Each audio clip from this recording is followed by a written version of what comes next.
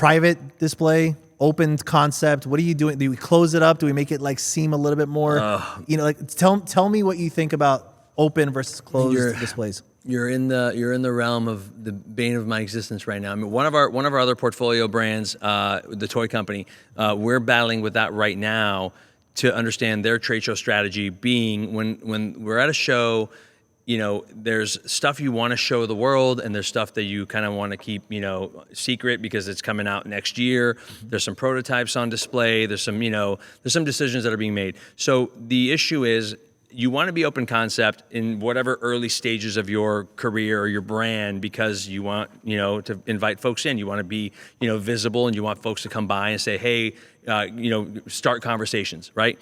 There comes a point as a brand that you outgrow the open concept trade show booth, right? At what point is it we've already identified all of the customers, we know who we want to be working with, we know our distributors, we know our buyers, we know our vendors, we know our investors, whatever it is, we have our appointments set. We're no longer farming for new business. We're no longer an open, come please step in, anyone, whoever you are, and take a picture, touch my product, engage, waste my time with random shitty conversations that I don't even want to be a part of. So at what point do you outgrow that, because you're not desperate for business anymore, or because you're not fishing, or you're not in discovery mode anymore, and now you're in a private booth space? A lot of brands, we walk a show, we walked South by Southwest together, you see that the show is closed. Most brands, especially AI companies, toy companies at Toy Fair in New York, majority of them are closed. It's appointment only, they're a closed off booth.